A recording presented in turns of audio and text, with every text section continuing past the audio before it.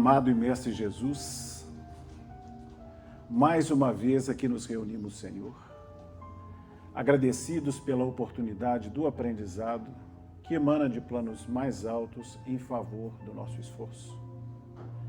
Agradecemos o carinho, a solicitude dos amigos e benfeitores que aqui vêm em nosso socorro, trazendo-nos as diretrizes mais seguras, apontando-nos os melhores caminhos.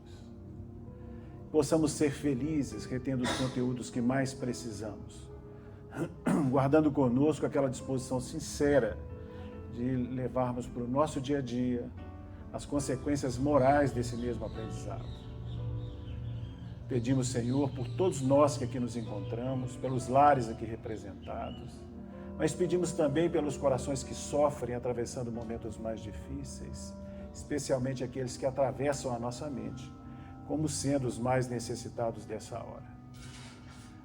E lembramos, claro, com o mesmo carinho, dos companheiros que da realidade espiritual dividem o esforço de aprendizagem dessa manhã. Possamos ser felizes e que a Tua paz possa reger o nosso esforço dessa hora. Ampara-nos e ser conosco, hoje e sempre. Que assim seja. Muito bem. Alguém vindo à casa pela primeira vez? Muito bom, só pessoas que já têm mais tempo, né? Estou vendo rostos novos, mas sou eu que não recordo, não conheço. É possível que alguém, observando os textos, obrigado, é possível que alguém observando a capa do nosso estudo esteja estranhando, porque na semana passada foi iniciado, né, a introdução do livro Opinião Espírita, que é o livro que nós vamos trabalhar durante, no decorrer de todo esse ano de 2026, né? Foi iniciado, até pelo próprio Emerson, a introdução. Mas nós, na verdade, saltamos, né, por circunstâncias diversas, 3 capítulos do livro anterior, que é o Religião dos Espíritos. Então foi pedido que a gente completasse a obra, para que não faltasse esses 3 outros estudos. Tá? É por isso que hoje nós vamos ficar com um deles, né, está sob a nossa responsabilidade, esse capítulo 67, que é intitulado Materialistas. Tá? Depois desses 3 temas, retomamos a Opinião Espírita, normalmente no capítulo 1º. Muito bem, nós sabemos que o livro Religião dos Espíritos, né, é uma obra comemorativa do centenário de O Livro dos Espíritos, e Emmanuel, que é o autor espiritual da obra, ele vai trabalhar ou estudar o próprio Livro dos Espíritos. Tá? E nessa questão 67, Emmanuel vai trabalhar a questão 799 de O Livro dos Espíritos, que é a seguinte. Pergunta Kardec aos benfeitores da humanidade: de que maneira pode o Espiritismo contribuir para o progresso? Alguém lembra da resposta? Quem recorda? Como é que a doutrina espírita pode contribuir para o progresso? Ninguém lembra?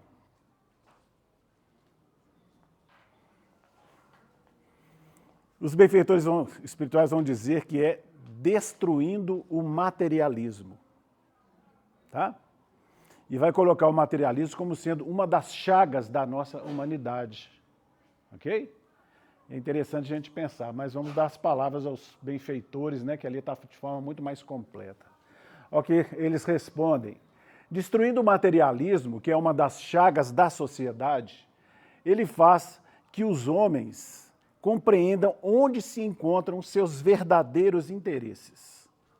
Deixando a vida futura de estar velada pela dúvida, o homem perceberá melhor que, por meio do presente, lhe é dado preparar o seu futuro. Abolindo os prejuízos de seitas, castas e cores, ensina aos homens a grande solidariedade que os há de unir como irmãos. Então ele está mostrando, a espiritualidade definindo para nós, né, que uma das grandes contribuições que a doutrina pode favorecer a nossa humanidade é justamente destruindo o materialismo, tá? Que ele coloca como sendo essa chaga da nossa humanidade.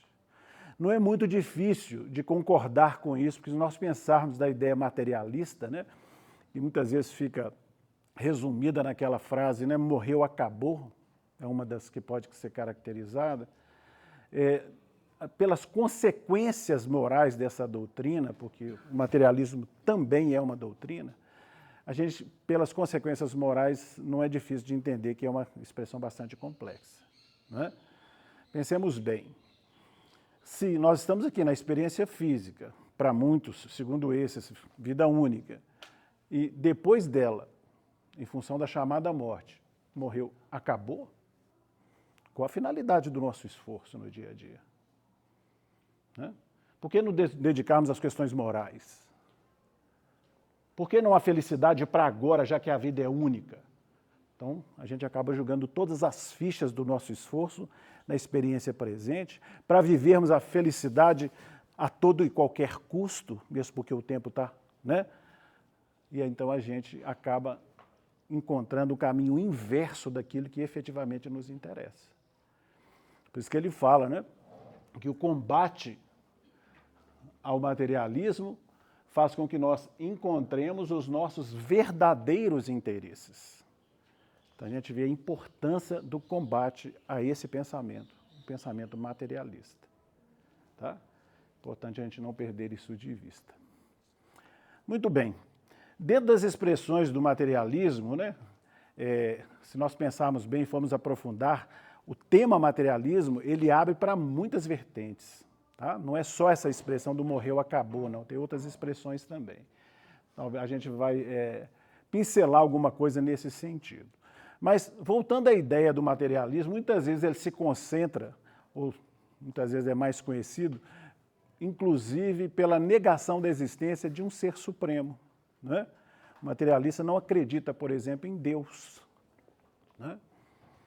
E isso também tem as suas consequências. Vamos lá? Livro dos Espíritos. Porque Kardec teve muita preocupação nesse sentido, e as primeiras perguntas do Livro dos Espíritos focam justamente na expressão do Criador. A primeira delas é que é Deus, né?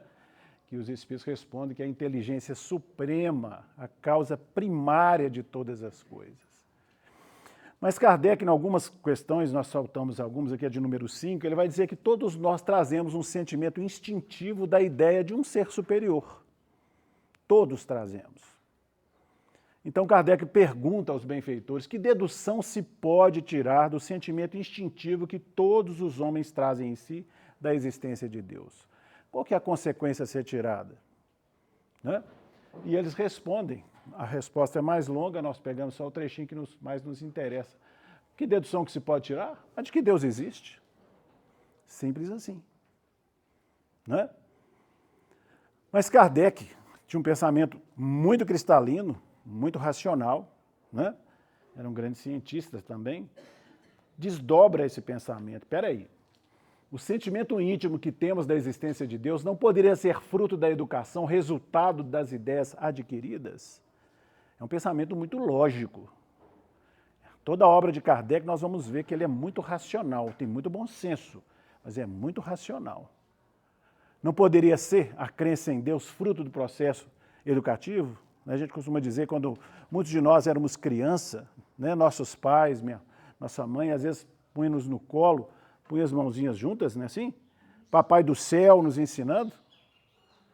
Então ele está dizendo, essa crença ou esse sentimento não pode ser fruto da educação, resultado das ideias adquiridas. E o pensamento lúcido dos benfeitores espirituais também é significativo, olha lá. Se assim fosse, por que existiria nos vossos selvagens esse sentimento? Então, esse sentimento, esse instinto de que uma força superior existe, não diz respeito a nós da sociedade, vou dizer assim, atual, desde os seres primitivos, que já existe o senso de uma força superior. Claro que o homem primitivo, de mãos alongadas, de peludo, bom, deixa para lá, nada, né, apesar daquela condição dele, não quer dizer que ele juntava as mãozinhas e falava em Deus, claro que não. Né? Mas ele tinha certeza, ou sentia a força, uma força superior, muitas vezes que ele se identificava ou projetava nos fenômenos da natureza. Daí vai surgir, inclusive, a questão do politeísmo. Não é isso? Deus Sol, Deus Lua, Deus Trovão, Deus etc. Tá?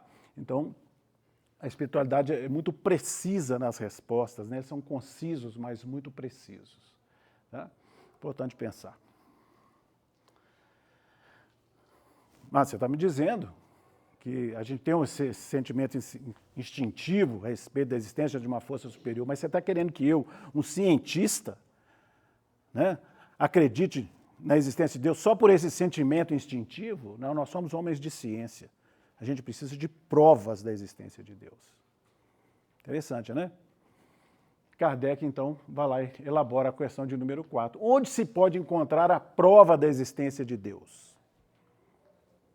Quem ajuda? Deixa eu ver. Não está aqui.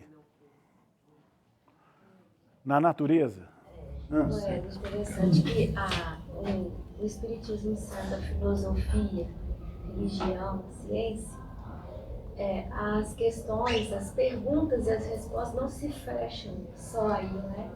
Se abrem para muito mais. De acordo com o nosso processo evolutivo, a gente vai ver que as respostas são muito mais profundas, né? Mais amplas. Divaldo falava para a gente ler uma pergunta do Livro dos Espíritos de manhã e ir pensando nela durante o dia, né? Porque os acontecimentos se fariam e ali nós veríamos outras respostas, né? Ângulos diferentes, né, do mesmo assunto. Né? Porque quando os Espíritos falam ali também, se fosse assim, né? Quando Kardec pergunta, não será então uma prova de a gente pensar na existência de Deus, porque a gente foi treinado desde criança? Não, mas existe na natureza. O próprio processo da evolução do ser mostra a existência de Deus, né? Existe uma Dizer, força hoje diretora. Ele é um filhotinho, amanhã ele já está. Né? Ele já tem um anseio, né? O Emmanuel vai falar isso no livro Roteiro, de uma forma muito bonita, no capítulo 12, muito lindo. Um anseio pela vida em busca do seu Criador, né? Está dizendo que o tríplice aspecto da doutrina espírita amplia as concepções em torno desse tema, porque não fixa tão somente no aspecto religioso, né, que nós estamos falando de Deus, mas se amplia para expressões filosóficas e científicas, que é preciso também abarcar. Né? Onde se pode encontrar, então, a prova da existência de Deus? Perguntaria, por exemplo, um cientista, né, com seu olhar crítico. A resposta é simples, concisa e igualmente precisa. No axioma que aplicais às vossas ciências, ele já está explicando ali mesmo na resposta o que é um axioma. Não há efeito sem causa. Procurai a causa de tudo o que não é obra do homem e a vossa razão responderá. Interessante, né? É interessante. Eu olho para esse aparelho aqui, para esse livro, para esse aparelho, eu olho para essas cadeiras, eu tenho certeza que alguém elaborou isso. Alguém fez esses instrumentos. Né? Ele está falando, agora olha para alguma coisa que os homens não criaram. A sua razão vai responder. Olha para o universo, na harmonia do universo. Né? Ou será que foram os homens que criaram o universo? Claro que não. Então vale a pena a gente refletir, porque o pensamento dos benfeitores espirituais é muito conciso, né? Mas eles são muito precisos nas colocações. Então é uma resposta extremamente simples e que dá efetivamente a prova da existência de Deus. O que não é a criação do homem, certamente é a criação dele. Né? Vale pensar. Tranquilo até aí? Muito bem. Apesar de toda essa precisão, ainda existem muitos de nós, em termos de humanidade, que ainda preferem resistir à crença num ser superior. Né? E aí, vamos dizer assim, acolhem essa doutrina que é a materialista, são os materialistas, né? Que de alguma forma o Emmanuel vai trabalhar nesse capítulo 67 do Religião dos Espíritos. Bom, está lá colocado. Primeira das colocações, não a primeira frase, o segundo parágrafo dessa mensagem, o Emmanuel vai afirmar sobre os materialistas, né? Estão nos tempos modernos por toda parte, tentando inconscientemente apagar a luz do espírito. Não é uma coisa antiga a questão do materialismo, ela é muito atual. Né? Estão por toda parte, tentando, e é interessante quando ele coloca, inconscientemente apagar a luz do espírito. O que isso sugere para vocês?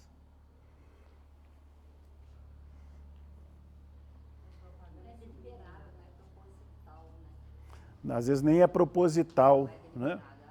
Estão fazendo esta programação, mas com os atos vão tentando apagar a luz. Sim. Alguém trouxe? O padrão subliminar, né? Vem dentro de todas as coisas. Uhum. Nós ficamos pensando também, sem querer fechar, né, mais uma ideia, de que muitas vezes eles são instrumentos de outras forças, tá? Manifestando essa doutrina materialista. Sem o perceber, acabam sendo instrumentos de espíritos outros que não interessam pelo progresso da humanidade. Muitas vezes isso é soprado aquelas ideias, né? E às vezes acolhem inconscientemente, divulgando uma doutrina contrária ao progresso e à melhoria, né? Então, ele está dizendo, estão nos tempos modernos, por toda parte, tentando inconscientemente apagar a luz do Espírito. Continua Emmanuel. Assestam telescópios na direção das galáxias e supõem resolver os enigmas do universo pelas acanhadas impressões dos 5 sentidos da esfera física. Então, nós pensamos aqui muito na esfera da ciência, né, que tem a capacidade de pesquisar através de aparelhos sofisticados, né, as galáxias, esse mundo macro que nos envolve, mas é curioso porque apesar do acesso a informações tão amplas, chegam a conclusões complexas, delicadas, não raro incabidas, né? Atestam, né, se volta esse telescópio na direção das galáxias, supõe resolver os enigmas do universo pelas acanhadas impressões dos 5 sentidos. Mesmo a expressão material, porque o que se quer dentro do materialismo é acreditar que tudo é de expressão de natureza objetiva, material, tudo são átomos, né? Tudo são os átomos. A gente hoje sabe que a própria matéria tem expressões que os nossos sentidos não identificam. Mesmo a matéria, não é? E a gente quer que, pelos nossos pobres olhos ou recursos que foram colocados, a gente consiga abarcar todas as expressões que existem no universo. É uma pretensão, de alguma forma. Tá? Mas é curioso observar como que tem acesso a expressões tão amplas, mas às vezes chegam a conclusões tão estranhas até certo ponto. E ele continua, diz Emmanuel. Devotam-se aos mais altos estudos da psicologia transcendente e atestam que o homem não passa de um símio, né, de um macaco complexo, sem maiores possibilidades de evolução. É interessante, na mesma linha, né, tem acesso a informações importantíssimas que tocam ali a questão da psicologia transcendente. Chegam, né, a conclusões, observações, pesquisas aprofundadas nesse sentido, mas concluem que a nossa evolução não vai para além do que os macacos conseguem. Não é? Nessa mesma linha ainda segue Emmanuel. Dizem que estamos longe de equacionar os problemas do destino e do ser. E estabelecem padrões para a genética humana, tomando por alicerce o comportamento de drosófilas. Drosófilas são aquelas moscas da fruta. Todo mundo conhece em casa, o mosquitinho dos olhos vermelhos, né? Tomado por alicerce o comportamento de drosófilos, né, a mosca da fruta, e de ratos nas atividades reprodutivas. Interessante isso, né? Faça estudos de ratos no processo reprodutivo e das moscas e querem tirar todas as conclusões referentes ao ser completo, pelo menos em relação, né, a esses seres, que são os seres humanos. Isso é muito curioso a gente perceber, né? Porque eles aprofundam efetivamente muita coisa no terreno das pesquisas, têm acesso às informações profundas. Certa vez eu estava num consultório e esperando o atendimento, tinha umas revistas, eu peguei uma revista daquelas e fui folhear, isso tem muitos anos. Eu estava vendo um aspecto científico, né? O cientista consegue identificar lá uma chavinha que muda para que a orelha do animal, por exemplo, seja diferente da do homem. Gente, que profundidade de conhecimento que o cientista tem, né? De saber aonde que está a chavinha que modifica a formação dos corpos, a diferenciação entre eles. E aí você continua lendo, mas não acredita em Deus. Vê as coisas com uma perfeição incrível e preferem colocar que aquilo tem origem no nada. Gente, o que é o nada? É nada. E o nada não faz nada. Não faz nada. É o mesmo que a gente olhar uma cadeira, sei lá, não, de madeira, toda bem talhada, e pretender que ela tenha sido feita por ela mesma. Não é? É absurdo isso. Chega a ser absurdo. Tá?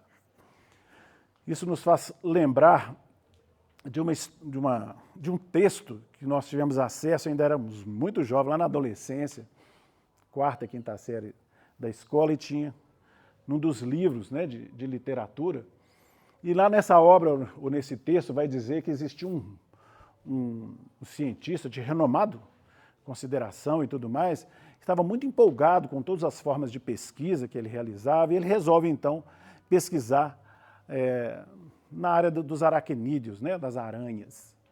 E ele quer saber vamos dizer assim, dos sentidos que aquele pequeno ser possui. Então ele começa, né, captura lá um serzinho lá de 8 patas, né, assim, e começa as suas experiências, né? E ele estava tão empolgado que ele deu até nome para a sua aranha, tá? Deu o nome dela de Araqui. Então ele pegou a Araqui e falou, quero fazer umas experiências com ela, né? Ver os sentidos que ela tem, se tem a questão da audição, como é que isso funciona, e pegou a sua aranha. E dando sequência, a primeira coisa que ele fez, uma aranha muito dócil, chegou para ela, anda Araqui. Muito longe, percebeu que não tinha muito efeito, assim, acho que ela não escuta bem. Chegou mais perto, falou, anda Araqui. E ela deu 3 passinhos, falou, interessante a experiência. Aí ele foi lá, mas precisamos continuar com o processo experimental. Cortou uma das patinhas da pobre da aranha e falou perto dela, anda Araqui. Ela andou de 3 passinhos, com alguma dificuldade. Falou, interessante. Tirou mais uma patinha, anda Araqui. Andou com dificuldade. Até a 8ª. Quando chegou na última, ele falou, agora é a prova final. Não é isso? Chegou lá na última patinha e seccionou. Anda Araqui. Não moveu. Não andou. Aí ele falou, preciso chegar mais perto, acho que não está ouvindo bem. Anda Araqui. Ela não andou. E aí ele chegou à sua clássica conclusão. A aranha sem pernas não ouve. Não é? Esse é um texto, que, como eu disse, né, que foi lá da literatura lá atrás, mas ele é uma expressão muito simbólica das expressões da nossa ciência, por que não dizer? Não da ciência com letra maiúscula, tá? Não com a ciência da letra maiúscula. Mas muitas vezes as afirmações apressadas em torno dos mais diversos temas que mostram a ausência de mais fundamentação para que aquilo seja comprovado ou não. Então é interessante a gente pensar sobre esse aspecto. Embora de forma jocosa, né, que trouxemos isso aqui, é uma reflexão importante para os dias que passam. Porque mesmo a ciência acadêmica, nós vamos ter alas, tá? De ciência e ciência com letra maiúscula. O próprio Emmanuel tem um cuidado nesse sentido. Olha lá. Claro que não nos reportamos aos pesquisadores respeitáveis, porque a ciência, matriz do progresso, é o valor que ele dá à ciência, com letra maiúscula. Será sempre no mundo a interrogação vestida de luz, entesourando experiências diante da verdade. Então ele está valorizando as expressões da ciência, mas de uma ciência responsável, né, que se preocupa com a fundamentação daquilo que traz. É muito importante que a ciência caminhe, foi falado aqui do tríplice aspecto, né, da doutrina espírita, para embasar os voos filosóficos, por exemplo, né, para não cairmos em processos de fechamento, de fanatismo. Né? É muito importante que a ciência venha, embora a revelação não, vamos dizer assim, não pare onde a ciência chega, né, ela vai além, mas para embasar os voos até no terreno filosófico. Então, a ciência é da maior importância. Né? Emmanuel tem esse cuidado para separar essas expressões dentro do campo acadêmico ou científico. Okay? Eu gostaria de voltar ali só em 3 aspectos que ele traz, porque ele falou ali, assestam, né, as questões dos telescópios e tudo mais, mas três ainda parágrafos aqui que ele vai falar sobre alguns posicionamentos dos materialistas que eu acho que é importante a gente sinalizar, não saltar. Ele fala assim, asseveram que é preciso plasmar elites de condutores e dirigem-se à mocidade acadêmica, subtraindo-lhe as noções da alma, à afeição de sorridentes carrascos da responsabilidade moral. Porque uma pessoa que trabalha dentro das expressões do materialismo, as mais das vezes não tem ou não leva em conta os valores de natureza moral. Tá? Ele fala dos carrascos dessas expressões de natureza moral. Continua ele. Destacam o imperativo da solidariedade e preconizam a sumária eliminação dos que nasçam doentes ou incapazes. Como é que chama isso, gente? A história deu notícias sobre isso. Quando tinha uma criança que nascia com deficiência ou incapaz, era eliminada em nome da pureza de uma raça. Como é chamado isso? Hã? Eugenia. A eugenia, né? Você vê, hoje, sob a luz do conhecimento espírita, os processos reencarnatórios, as necessidades expiatórias estariam, né, em muitos casos, anulados. Hoje a gente compreende a razão do surgimento, né, de nós em desafios dessa ou daquela natureza, em função de uma lei de causa e efeito, sempre como expressão da misericórdia, reeducando o espírito no rumo da perfeição. E ali preconizava a ideia de uma raça pura, né, eliminando aquilo que fosse diferente. Tudo em nome de uma ciência. Proclamam-se campeões da liberdade e desprezam quem lhes não aceite o figurino mental. Falam muito de liberdade, mas qualquer pessoa que pense diferente é excluída do contexto, quando não eliminada. Né? A gente vê isso muito nos dias que passam. Recomendam a investigação das questões do espírito e injuriam as inteligências sinceras e desassombradas que a eles se afeiçoam. Então, recomendam a investigação sobre as coisas do espírito, desde que sob o parâmetro da visão estreita em que eles mesmos carregam. Aconselham o respeito às religiões e, em vez de ajudá-las no apostolado de amor para a extinção do sofrimento, solapam-lhe, né, cortam a existência a golpes de sarcasmo sutil. Então é interessante essa dicotomia, né, que o Emmanuel vai colocar nessas expressões aqui, mostrando a expressão da ciência que diz fazer alguma coisa nesse sentido, na verdade ela quer impor os pensamentos, às vezes estreitos, que ainda adota. Né? Então, ele está chamando a atenção para esses aspectos. Seguindo, ele fala primeiro da ciência, né, voltando lá rapidamente, ele fala, claro que não nos reportamos aos pesquisadores respeitáveis, porque a ciência, observe, está ali com letra maiúscula, porque a ciência, a matriz do progresso, será sempre no mundo a interrogação vestida de luz, entesourando a experiência diante da verdade. E complementa, referimos-nos aos epicuristas de todas as épocas, sejam eles autores de fulgurantes pensamentos destrutivos, com alentados livros sobre a natureza, ou meros conversadores de salão, interessados nas sensações inferiores a detrimento da sublimação íntima. Então, o que ele está dizendo? Né? A crítica de Emmanuel a respeito da doutrina materialista ou dos materialistas é aos epicuristas de todas as épocas. Né? Quem que foi Epicuro? Epicuro foi um filósofo grego, viveu 300 anos aproximadamente antes de Cristo, e ele tinha a sua doutrina que era materialista. Né? O pensamento dele tem muita coisa de nobre, quem estudar Epicuro vai perceber, porque ele vai pregar que tudo é através de átomos, né? Concepção atômica da vida. Tudo são átomos que se conjugam para isso ou aquilo. E tudo que acontece entre nós os humanos, circunstâncias, sentimentos, isso e aquilo, são, vamos dizer assim, circunstâncias que se conjugam para acontecer, como se fosse fruto de um certo acaso. Mas ele prescreve na sua doutrina, né, que a busca do prazer, mas de um prazer responsável, é colocado de uma forma até nobre nesse sentido. E a supressão da dor, né, que ele fala que é vencer o medo da morte e não acreditar na assistência dos deuses. né? Vem lá de trás, dentro da expressão do politeísmo. Então ele descarta, ainda que se fale em Deus, ele fala, não há interferência divina nas experiências humanas. Tá? Então, o pensamento dele tem algumas coisas de nobre até, mas o fundo dela ainda é o convite à expressão materialista. Tá? É o aqui e o agora e tudo mais. Isso é muito delicado. Né?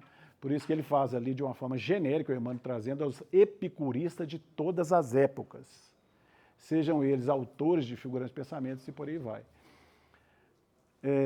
Interessados nas sensações inferiores a detrimento da sublimação íntima. Né? Se nós ficarmos fixados na questão...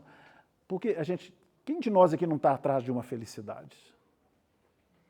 Todos nós queremos, de alguma forma, a felicidade, isso é real. Eu estou aqui nesse momento para isso. Não é? Cada um de nós está aqui em busca dessa felicidade. Agora, dentro da sua? Cada um tem seu contexto de felicidade. Sim. Muitos estão agora no bar, bebendo cerveja, para ele aquilo é a felicidade. Para ele aquilo é a felicidade. E isso que é importante perceber, porque sim, né, é certa a premissa, todos buscamos a felicidade, mas como é que nós buscamos? Né? Qual é a nossa concepção de felicidade? Porque para muitos é a satisfação dos sentidos. Né? Nós ainda precisamos nos disciplinar em busca dessa sublimação íntima.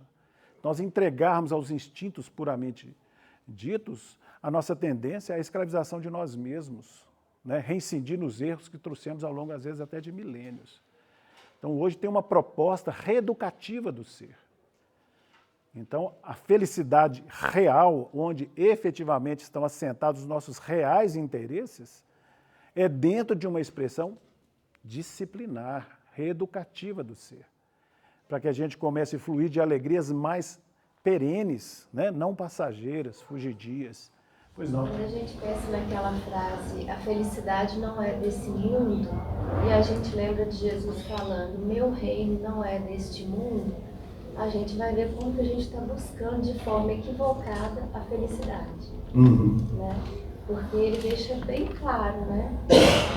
Então, meu reino não é desse mundo. Sim. Tem tanta coisa para trazer, para você ver uma frase extremamente simples, né? O meu reino não é desse mundo. Que mundo é esse que ele está se referindo? Né? Porque enquanto nós ficarmos na ideia de que a vida verdadeira é essa, transitória que estamos vivendo aqui no corpo físico, todas as fichas, como dizemos no início, são lançadas nessa experiência. Então a felicidade para nós é, por exemplo, a expressão da posse. Né? A regimentar bens, carro, casa, sei lá o que mais, não é isso? E muitas vezes a todo custo. Né? Então a gente modifica, né, a direção dessa felicidade em função de uma distorção desse pensamento.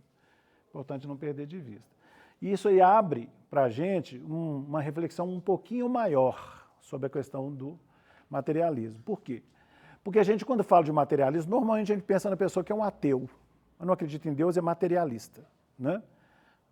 Mesmo que não acredite, né, em vidas sucessivas ou imortalidade da alma, a gente já taxa ele como alguém materialista e normalmente associado a uma pessoa amoral, sem valores nobres.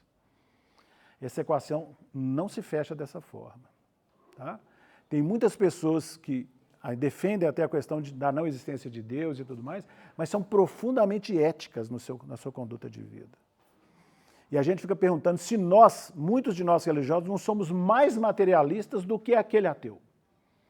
Não é uma reflexão importante nesse capítulo? É importante pensar sobre isso.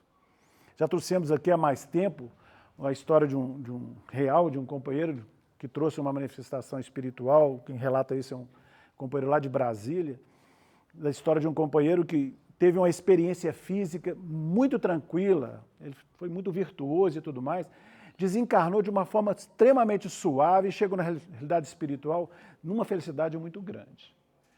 Né? Parabenizado pelos benfeitores espirituais e tudo mais, fez trabalhos gigantes na realidade espiritual, e até que ele ia ter uma nova experiência na Terra. E aí é perguntado para ele como é que ele queria vir. E ele fala, a primeira coisa, eu quero ir ateu. Mas como assim? O amigo espiritual estranhou. O amigo espiritual estranhou. Mas você quer ir ateu? Eu falei, quero ir ateu. Mas por que você quer ir ateu? Você já tem tantas coisas. Eu falei, eu quero saber se eu tenho efetivamente os valores que eu consegui realizar. que muito do que eu fiz durante a última experiência foi em função dos valores que eu recebi no campo informativo. O bem é importante nesse sentido, você deve fazer isso e aquilo, blá, blá. Então, em nome dessa disciplina externa, eu acabei cumprindo determinados padrões positivos. Eu quero saber se isso é espontâneo em mim. Eu quero saber se, independente de uma crença no ser superior, se eu manifesto essas mesmas virtudes. E lhe foi concedida a oportunidade. Ele veio para a Terra para ser um ateu. Um bom ateu. Não é curioso? Tem frases que chamam a atenção, eu não sei retratá-las com precisão, mas falam que as preces, né, as paredes dos hospitais costumam ouvir preces mais sinceras do que as paredes dos templos. Olha que reflexão interessante e delicada para nós. Né? Porque nós temos a posse de informações muito significativas. Mas a pergunta é, vivemos segundo esses padrões que nós mesmos, né, estudamos e trabalhamos? É nesse sentido. Olha o que o Emmanuel vai dizer. Aliás, aqui não é o Emmanuel, né? É o Paulo. Isso é importante, porque a gente está falando de materialismo, né? A vida é só aqui, os interesses nossos se referem à vida presente, e Paulo está advertindo de uma forma muito profunda. Ele fala, se esperamos em Cristo só nessa vida, somos os mais miseráveis de todos os homens. Isso é importante a gente refletir. Porque para nós a felicidade o que é? Né? Muitas vezes está relacionado às coisas aparentes do mundo que passa. A marca da roupa que eu visto, não é isso? O carro, o tipo, se é novo, se não é, se é dessa... Uma série de... A aparência do corpo físico, se está sarado, se não está... Uma série de expressões. Né? Umas mais diversas expressões. E ele está dizendo, se toda a sua felicidade está, vamos dizer assim, apoiada nas coisas perecíveis e passageiras, reflita sobre a sua busca. Se esperamos em Cristo só nessa existência, somos os mais miseráveis de todos os seres. Na obra espírita, existem elementos que ajudam a gente a reafirmar essa realidade. Lembram no livro Os Mensageiros, no capítulo 22, que é intitulado Os que Dormem? Não tem lá o capítulo Os que Dormem? Está André Luiz lá caminhando com os instrutores espirituais, e eles estão indo lá pelas edificações lá de nosso lar. De repente ele chega num ambiente, a luz começa a ficar mais, né, perder um pouquinho a sua efetividade, um pouquinho mais escura, eles entram em pavilhões muito escuros. Tudo apagado, e ele percebe que parece uma coisa muito, muito grande, né, gigantesca, quando um dos instrutores acende, né, as luminárias lá, e ele entra em pavor, que ele vê um pavilhão gigante, que ele fala acho que 3 quilômetros, se não me engano, gigante, cheio de camilhas, né, de macas, com espíritos ali deitados, em expressões terríveis, muitas vezes até de olhos vidrados, e ele fica apavorado com o que ele vê. Né?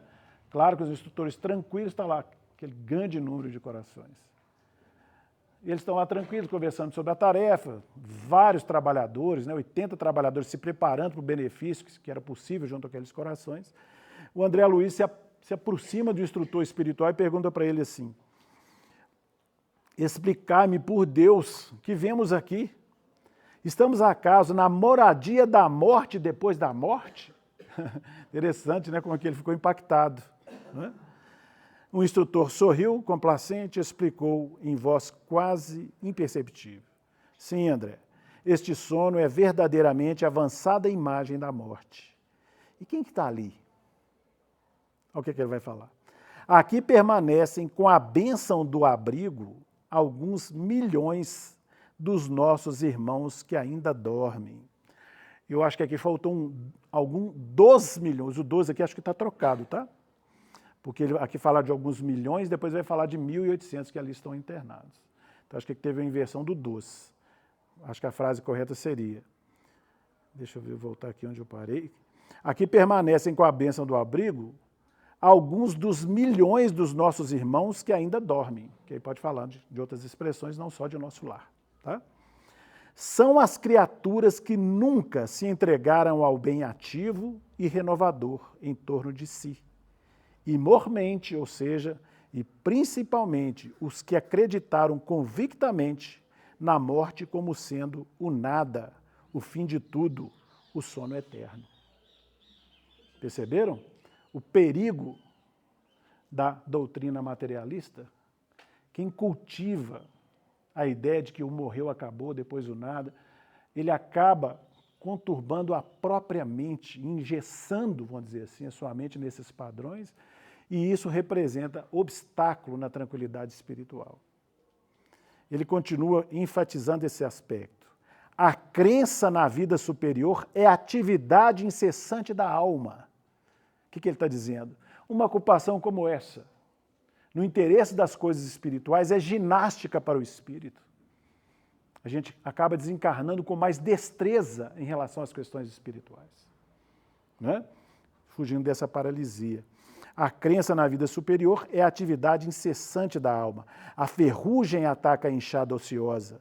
O entorpecimento invade o espírito vazio de ideal criador. Os que nos círculos carnais, homens e mulheres, creem na vida eterna, ainda que não sejam fundamentalmente cristãos, estão desenvolvendo faculdades de movimentação espiritual e podem penetrar as esferas extraterrenas em estado animador, pelo menos quanto à locomoção e juízo mais ou menos exato. Perceberam? A simples busca do nosso campo mental define muitas vezes a nossa condição de estado na realidade espiritual. O cultivo da ideia do nada paralisa a alma e chega em dificuldade na realidade espiritual. É lógico que aqui tem poréns, né? Mas é importante o que ele está dizendo. Corrobora muito com a fala de Paulo nesse sentido, né? Se esperamos do Cristo só nessa vida, somos os mais miseráveis de todos os homens. Quando a gente pensa no materialismo, nós pessoalmente, né, refletindo sobre isso, a gente fica pensando, nossa, deve ser muito difícil caminhar numa existência sem a certeza, né, da continuidade, sem perceber uma finalidade da própria existência. Deve ser muito difícil caminhar assim. Você pensa bem, você fala assim, nossa, eu faço todas essas coisas, mas qual que é a finalidade de estarmos aqui? Isso deve dar um vazio existencial. Às vezes você faz tanto movimento e você pergunta, para quê? Se depois morreu, acabou. Deve ser muito difícil não ter uma crença superior. Nessa certeza na imortalidade, um ser supremo, né, que coordena todas as expressões, deve ser muito difícil. A gente se penaliza dessas situações, né? Deve ser muito difícil. Pois não? Quem tá... Oi, por favor. Nas suas colocações, eu estou refletindo aqui como que é, você colocou lá, materialista, você pensa, Estou isento, né? Sou religioso. E aí, à medida que a gente vai refletindo, a gente vê que o pior é o materialista religioso. O religioso materialista, que muitas vezes somos nós. Sim. Que barganhamos com Deus, buscamos Deus para conquistar todos os bens materiais. A gente vê isso, né? Estou precisando rezar para abrir minha vida, para fechar um negócio. Sim. A gente trata Deus nesse nível, né? Como se ele fosse um meio para as nossas conquistas espirituais. E materiais, né? Materiais. E quando você disse aí nessa última frase, ainda que não sejam cristãos, né? Só esse exercício aqui já nos favorece. Será que nós que nos dizemos cristãos somos realmente, vivemos como Cristo?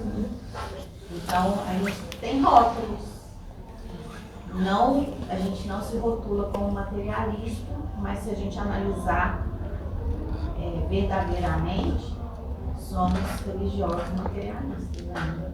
Não raro acontece. Né? Posso só Pode. lembrando que a Cláudia falou, quando Jesus faz as perguntas, né, para o jovem mancebo, que ele fala que agora estou pronto, né, para seguir. Aí ele fala, vá, dê tudo que tens, né, e aí... Dá aos pobres, depois me ensina. Isso. Aí ele, opa, eu não sou cristão. Então a gente precisa se fazer essa pergunta, né? Sim. Realmente, por quê? Nós somos mestres em poder disfarçar.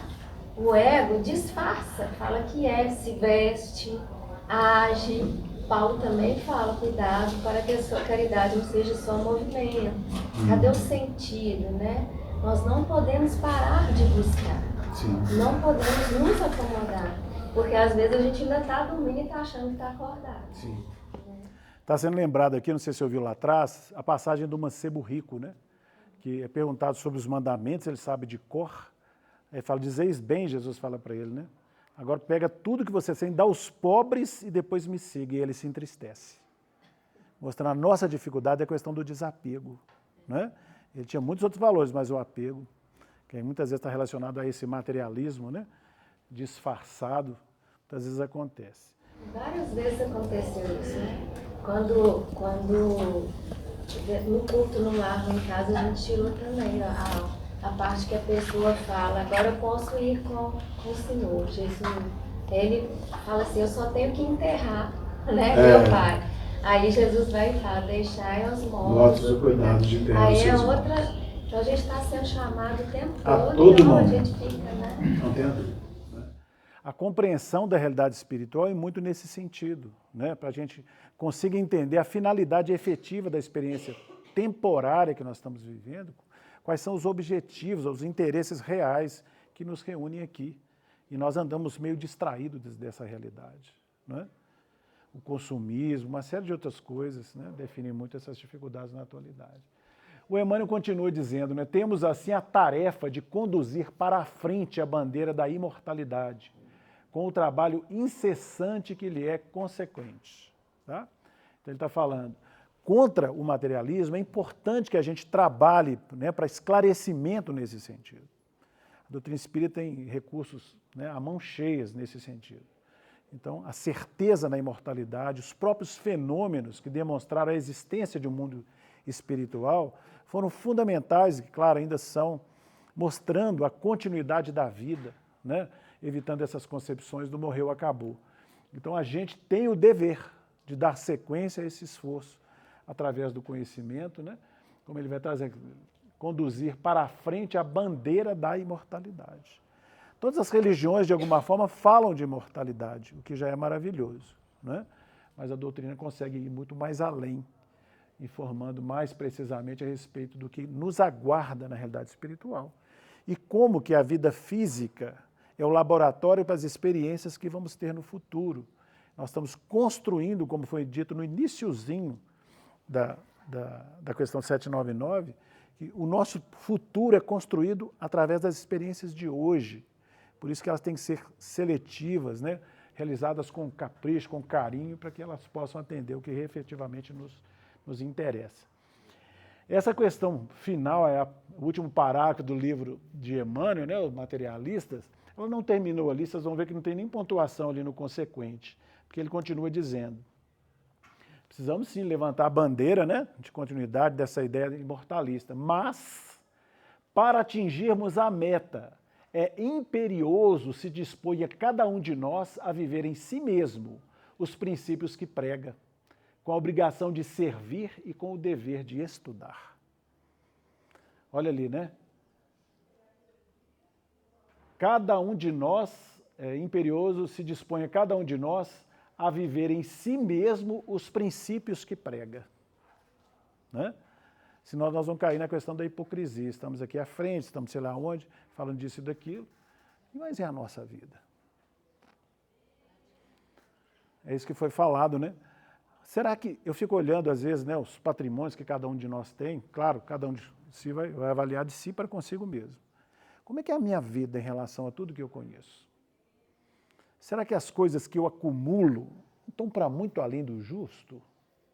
Será que eu não estou tendendo muito mais para um materialista religioso do que propriamente um verdadeiro cristão, nesse sentido? Né? São reflexões importantes para os dias que passam. Será que eu estou nessa onda do consumismo que avassala a nossa sociedade? Será que eu estou nessa mesma onda? Tudo isso são reflexões importantes, que a gente tem que sair daquela concepção de que o materialista é tão somente aquele que não acredita em Deus, morreu, acabou. Não. Tem expressões muito mais próximas de nós que precisam ser revistas, né? O que a gente pode fazer nesse sentido? Uma vida de conformidade com aquilo que a gente estuda e prega, né? com a obrigação de servir e com o dever de estudar. Não pode esquecer esses aspectos, né? O estudar sempre, porque o estudar ajuda a gente a aprofundar essas concepções, a amadurecer as nossas ideias em torno de tudo que a gente busca. Nós temos, né, a mão cheia, obras de subido valor, gente, dentro da doutrina espírita, e a gente conhece pouco das obras. Mais de 400 obras da monta de Chico Xavier, com, né, quantas lições importantes. Estamos vendo essa de Emmanuel, coisas importantíssimas para o nosso encaminhamento de vida, e a gente, às vezes, não busca esse acesso. Estamos iniciando um ano novo, quem sabe a gente não faz um projeto aí de melhor aplicação no capítulo dos estudos, por exemplo. Vou ler 2, 3 obras durante o ano, pelo menos, né? Isso vai ajudar a gente a ter uma visão diferenciada das coisas. É importante não perder isso de vista. Quando se fala de materialismo nesse outro aspecto, e a gente percebe no próprio meio religioso tanta complexidade nesse sentido, né? Não é no sentido de apontar essa ou aquela orientação, mas no sentido de observar a nossa dificuldade enquanto religiosos de um modo geral. Em muitas escolas se fala muito mais de dízimo do que de Jesus. A gente vê escândalos, né, de corrupção, essas coisas todas, em nome do Cristo. E assim vai. E porque falamos em dízimo, fica parecendo que a doutrina espírita está fora desse contexto, nós temos muitos registros nas próprias obras espíritas. Há uma obra do Humberto de Campos, que ele vai contar a história do Laudelino. O Laudelino era um expositor espírita, tá? Muito dedicado ao campo do estudo, mas ele era meio ferrenho nas suas propostas. E no agrupamento que ele participava, estava lá o grupo de companheiros que, de alguma forma, também participavam daquele estudo, e eles iam se dedicar 30 dias sequenciados para estudar sobre o dinheiro. E ele, tomando a frente, falava do dinheiro como sendo o veneno da sociedade. Não com essas palavras lá no texto, depois se tiverem acesso, ele vai falar, né, que o dinheiro é a chaga da nossa humanidade. Se você encontrar a miséria, pode ver ao lado que você vai ver a fortuna, e começa a criticar a questão da posse do dinheiro. Companheiros mais sensatos em torno falam, mas calma, Laudelino, o dinheiro promove também a expressão do progresso e tudo mais, é muito mais uma questão de direção do que o dinheiro propriamente dito. Ele batia na mesa, resistente, lá vem você com a sua filosofia, e já ia colocando aquelas coisas todas. Defendia essas questões, sempre ogerizando a expressão da posse, etc, etc. Quando, de repente, surge alguém dizendo, olha, é um telefonema para você, Laudelino. E eles acharam estranho, porque ele estava interrompendo uma reunião de estudos, mas o portador da mensagem dizia, olha, é a sua esposa e ela parece muito, mas muito aflita, senão não teria intervindo, né? E ele vai atender o telefone. Na hora que ele atende o telefone, a esposa fala, Laudelino, estou precisando muito de você. O meu avô desencarnou e deixou todas as posses para nós, fazendas, títulos, etc, etc, etc. É muito dinheiro e muito trabalho, eu preciso das definições aqui. Por tudo que eu já observei aqui, nós já temos recursos para muito além dessa experiência física. E ele vai e fala, tá, já vou. Né? Aí chegou lá no negócio, arrumando as coisas para ir embora, os companheiros de estudo falam, mas você não vai terminar a palestra?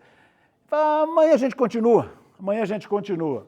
Lembre, o dinheiro é um veneno. E foi saindo. E nunca mais voltou. Não é? Não é? A gente fica pensando assim, gente, será que se isso fosse com a gente seria diferente?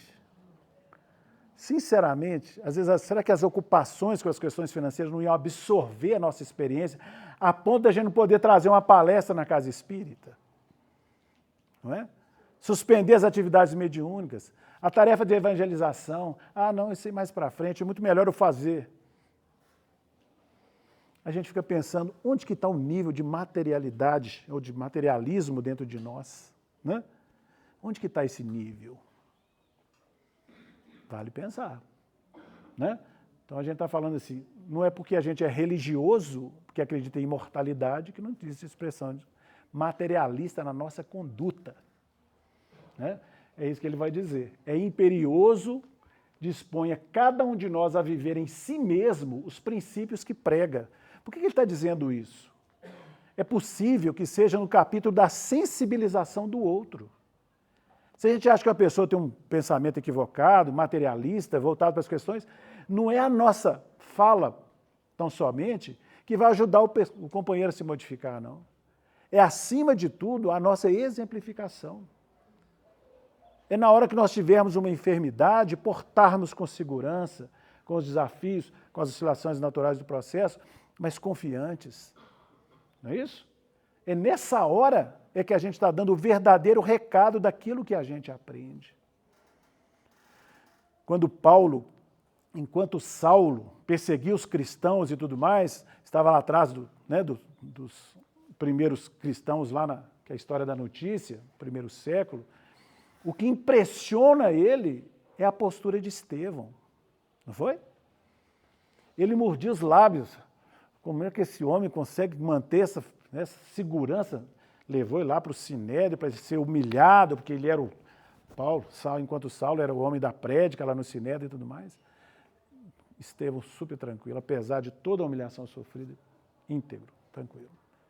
E ele fala, como que esse homem consegue? A todo momento ele estava seguro. Por isso que Emmanuel fala na obra Paulo e Estevão, se não tivesse Estevão, não existiria Paulo. Né? É a vivência, é o exemplo de cada um. Não estamos aqui com a pretensão de ter uma vivência à altura de um Estevão. Tá? Só estamos valorizando a importância da vivência, do exemplo, né, das práticas nossas no dia a dia, para que isso possa efetivamente melhorar a nós mesmos, que temos muitas deficiências, mas servir de incentivo ao outro a reflexão sobre valores mais altos. Né? É muito nesse sentido. Estou muito bravo? Xingou Emmanuel. Mas ele está dizendo sobre isso. Nós estamos interrompendo o nosso estudo, tem até uns minutinhos, se alguém quiser fazer alguma consideração final. Eu só queria... Deixa eu analisar aqui. Como cientista, meio cientista, meio vaidoso, orgulhoso e tal. Há também uma associação aí com os amigos espirituais. Eu estou me lembrando aqui que o primeiro antibiótico foi descoberto, né, a penicilina, Alexander Fleming, em função do esquecimento. Várias pesquisas, sem sucesso. Quando ele esqueceu a cultura de bactéria, em função do esquecimento do mofo, esse mofo matou as bactérias. Então, e aí a descoberta do primeiro antibiótico. Então, pelo menos eu entendi assim, eu acho que a situação dos amigos espirituais. Você acha, ele está dizendo aqui que a descoberta do primeiro antibiótico foi por acaso, né? Que esqueceu lá de tomar conta da cultura, virou o mofo, e o mofo chegou na descoberta desse primeiro antibiótico. Ele está dizendo que ele acha, agora vai de forma crítica, que ele acha que teve um dedinho da espiritualidade. Ele acha. É claro que tem, né? Isso também é muito importante não perder de vista, porque no materialismo clássico, vamos dizer assim, não existe a figura de um Deus, né? Muito menos de consciência para além do corpo. O próprio Epicuro, ele chega a admitir alguma coisa a respeito de alguma coisa mais transcendente, mas seria um átomo, vamos dizer, mais aprimorado. Mas ele fala que com a morte dissolve como todos os demais. E quando a gente hoje sabe da independência dessa consciência, e saber que tem outras que estão muito, vamos dizer, melhor, né, aquinhoadas, ou já muito mais evoluídas, nós sabemos o quanto eles nos ajudam, né, no nosso processo de crescimento. Abrir mão da assistência espiritual, nós estaríamos entregues a nós mesmos, que seria um desastre. Né? Por isso que os Espíritos ainda falam, todo bem emana essencialmente de Deus. Né? Numa versão inversa do que defendia Epicuro nesse sentido, dizendo que os deuses não interferem na vida humana. Os espíritos superiores vêm dizer que todo o bem no mundo emana essencialmente do próprio Deus. Então nós, sem essa assistência de Deus, dos amigos e benfeitores, que laboram em nome desse Criador, estaríamos entregues a nós mesmos, o que seria um desastre. A própria ciência é de Deus. Não tenha dúvida. Né? A expressão religiosa é fundamental, a expressão material também emana do mesmo princípio, não poderia se contradizer. Oi. Tem um astrônomo, né, o Camille Flammarion, que ele escreveu vários livros e um deles é Urânia. Ele era um grande pesquisador, né, da França e ele amava astronomia desde criança. Tem a biografia dele falando que desde criança ele adorava olhar para o céu e tudo. E ele fez astronomia, um pesquisador e tal. Mas quando ele fazia as pesquisas dele, ele sempre achava que tinha algo mais do que as simples estrelas, os planetas, os cometas, e ele sempre ficava buscando. E ele era muito sensível, ele tinha sonhos astrais também, né? Ele fazia as viagens astrais. E ele conheceu, conheceu as obras de Kardec, ele conheceu Kardec e participou das reuniões depois com Kardec. Sim. Porque quando Kardec, no Livro dos Espíritos, falava sobre a pluralidade dos mundos habitados, ele já tinha essa ideia também, que casou com a do Kardec. Então ele participou das reuniões mediúnicas, né, juntamente com Kardec. E ele está na introdução da Gênesis também, junto com Galileu, né, trazendo... Uranografia geral. E ele estudando, ele vem trazendo também vários cálculos da ciência, né, da astronomia, os cálculos, e ele vem trazendo a parte espiritual juntamente com a ciência. Sim. Então, assim, é uma leitura bem complexa, né, mas para quem gosta muito... Ele aprofundar, né, é muito rica, né? Depois ele escreveu um livro que chama Deus na Natureza. Sim. Provando a existência de Deus através da natureza. Sim. Então a gente vê quando o cientista tem um olhar, né, espiritualizado e casa, né, a ciência, a religião e a filosofia, muito bacana, assim, eu sugiro conhecer a história dele, né, Camille Flammarion. Muito rico. Não é, né? Agora vou roubar um minutinho. Estava faltando alguns para terminar, agora já terminou, vou roubar mais um minutinho. É só porque, né, nos capítulo 1º, né, do Evangelho segundo o Espiritismo, vai falar da aliança entre a ciência e a religião. Vai falar do erro que houve, a separação entre essas duas vertentes, como disse bem o companheiro, tanto as expressões religiosas como as da ciência, né, têm a mesma origem que é Deus, não poderiam se contradizer, mas que na história houve essa separação, pela resistência de um lado e outro, né? Uma religião muito literalista, querendo que as coisas fossem de uma forma literal nas escrituras, por exemplo, a formação do mundo em 7 dias de 24 horas, né? O que as camadas geológicas comprovavam o inverso e assim por diante, foi um prejuízo muito grande para nós em termos de crescimento, esse afastamento dessas duas vieses. Então, um conhecimento como da doutrina espírita, que traz esse tríplice aspecto, vem aproximar de novo essas expressões através de um conhecimento de muito mais bom senso, né, que aproxima de uma verdade mais ampla. Muito bom. Nós ficamos por aqui, vamos, como sempre, buscar o recurso da prece, agradecendo, acima de tudo, a assistência espiritual presente, os valores que circulam em favor do nosso aprendizado. Amado e mestre Jesus, é com alegria que chegamos ao final do nosso estudo, agradecidos pelos conteúdos aqui circulantes. Como dissemos na prece inicial, que consigamos levar as consequências morais para o nosso aprendizado, buscando uma vida com mais simplicidade, mais identificada com os vossos exemplos. Que as vibrações suaves dessa hora nos fortaleçam a todos para mais um ano de atividades, favoreça muito especialmente aqueles que atravessam desafios maiores. A tua paz esteja assim em nosso ambiente, acima de tudo, em nossos corações. Que assim seja.